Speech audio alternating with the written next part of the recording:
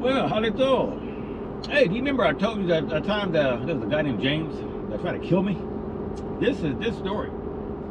So yeah, me and him worked together out of a place called South Texas Plumbing, and at one time I had left the plumbing company and went to Florida.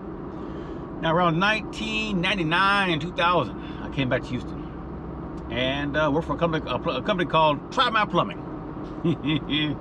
That sounds erotic. Tri-Mile Plumbing. That was a friend of mine owned that company. Tri-Mile Plumbing in Houston, and it was Dayton Plumbing up in Dayton in Liberty County, up there. So, yeah, same company, DBA, two different names. Anyway, James Schultz, he got hired on, and he worked with it. He was actually a brilliant plumber. I'm not even gonna deny it. He saw that stuff in his brain. You can show him blueprints of a 5-story building, and he just could plumb it. He could plumb that building from the ground up. You know, water, sewer, everything. Anyway, he had bipolar. Like I said before, he had bipolar, and when he was on his meds, he was good. What happens is, when you're good, you don't think you need meds no more, so you get off those medications. And when you get off the medications, you get this bipolar kicks in. You get in this deep pit of whatever's going on in your life. So that happened. He stopped taking his medication, and we always knew he stopped taking his medication when all of a sudden he didn't show up for work, didn't show up. You call him up, he wouldn't answer his phone. That we know, okay, he stopped taking his medication. He is in a pit. So that day happened. We had a job we were doing. He took the van home with him, tools and everything, and I think some other materials and stuff inside the van. He took it home with him, and next morning, no James, no show up at the job site. Call him up, no answer the phone. Oh man, boss man Tim Miller. Hey Ray, talk me and Tommy. Tommy was his son. Hey Ray, you guys go over there and go to his house and his trailer and knock on the door and say, get the van and everything. We need the van. All right, and he'll stay with us. What are those sewer trailers? Airstream. He was staying in a little Airstream trailer, paying rent. I don't know how much the rent was though, but yeah, he was single. So we drove to his place. Oh man, drove to his place. There was the Airstream. There was the van. He had jumped the van up over the parking curb, I guess to keep the tow truck from towing it. I don't know why he did that for. I think maybe he knew he was going into a pit, bipolar pit. I don't know. Anyway, he went up to it and knocked on that door. No answer. Oh man. Called his phone a couple times. No answer. Oh man. Well, what are we gonna do? Knock a few more times. Hey James, we need the van, man. We have a job we gotta do. No answer. Tommy had this great idea. Let's smoke him out. Let's go and cut his power off. He runs around the side of the trailer with a little meter and a pole meter and trailer hooked up to it and everything. And just lock, stock, barrel, everything. Just cut the power off the whole meter and everything.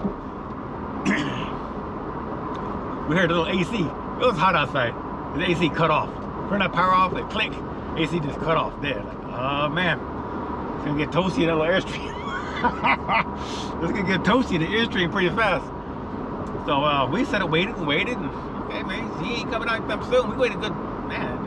It felt like 10 minutes. It probably a little less than that. Went to my truck and just sort of sat down and waited for him to come out. And sure enough, he come hopping out, hobbled around the other side of the trailer, set that power back on, came back into the trailer and do a couple of MFs out of everything and shut that trailer door. Well, he's there, so let's go back. Go over there, knock. Hey James, need the van, need the tools, give me the keys. No answer.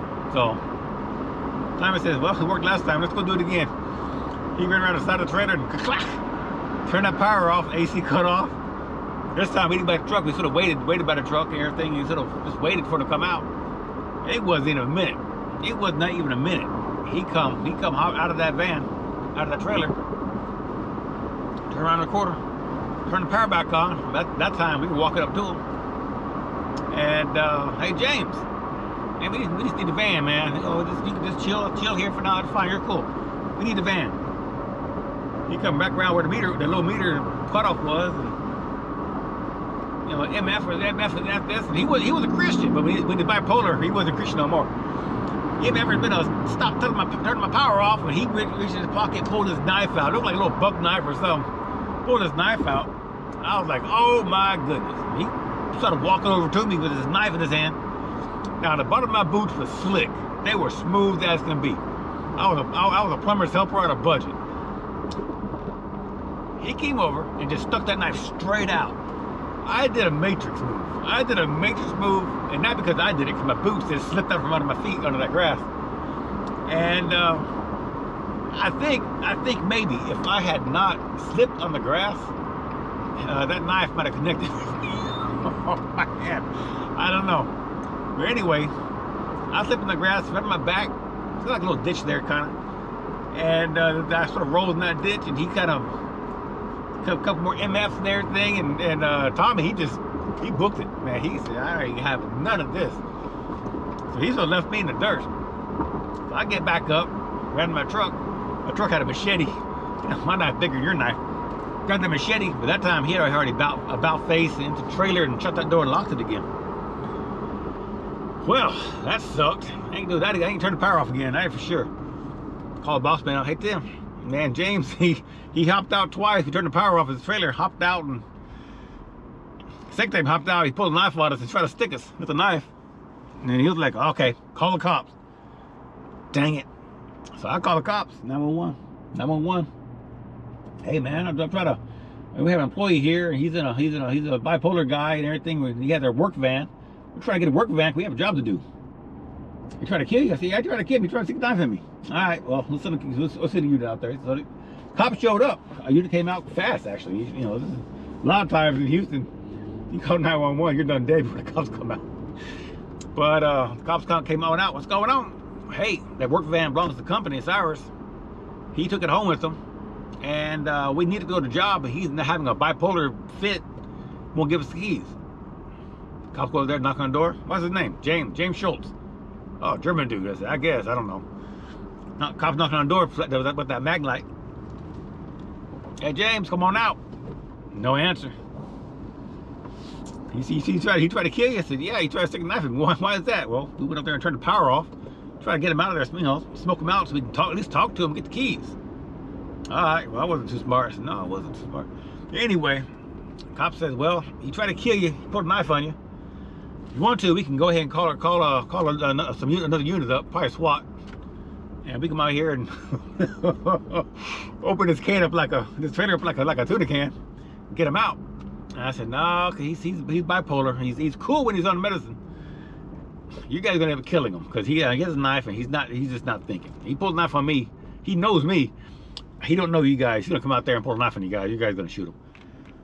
Let me call boss man up again. I called boss man up and said, hey, cops came out here and two options: let it go, or they bring out SWAT and they turn that trailer inside out and get him out. You know, it's gonna end up killing him because they, you know, he's in this bipolar thing. Cop says, nah, I don't want to do that. I don't want to kill the guy. Okay, leave it. If you can't take it. Is the doors locked? Yeah, doors locked and everything. Okay, just leave it. And we went to the job site and we had, you know, we did whatever. I can't remember what the job was. But we did whatever we could do without the van. But a couple days later, he finally pulled out of it. I think my boss man finally called a tow truck. I think called a tow truck and had the police come back out there. Tow truck came out there, popped the locks of the van. And that way we could get tools. I think it was the tools and supplies. I think we had some pipe in there or something, or something in the van that we needed for the job. And cops came out there to stand guard. Tow truck guy popped the lock, and boss man grabbed the tool, grabbed what we could grab. I wasn't there. I think I remember where I was. Somewhere else. But man, that's why I don't mess with people with Down syndrome. Down syndrome. Different story altogether. I don't mess with people that have the bipolar. I just don't mess with them. I mean, and after a while, he was back on his medication, and he was cool. I can say he was cool. We kept working together. But boss didn't fire him. He was a good plumber, a good employee, good guy, damn good worker. When he's on his medicine. But man, I didn't put my back to him. It was crazy also is he didn't even remember doing it. Once he's on his medication, it was almost like when he's in his bipolar fit. That is a total different world, a different reality, different realm. He's back on his medication. I was like, he's gonna mention me, try to stick a knife in me or thing, or should I mention it, or, he didn't mention it, didn't apologize. He didn't even, almost like he didn't remember it even happened. Kind of crazy. So I don't understand bipolar. I don't understand how it works. Like, maybe he didn't. Maybe when he was in this bipolar fit, maybe he was just a totally different, alter ego. Like Beyonce, Sasha Fierce. But I don't. I don't know. But that's all I got for that. But that day, we worked for a while until I quit and went to a Paradigm. I think I was a concrete engineer. I think it was a concrete inspector. Anyway, that's all I got. Like to be Electric Key.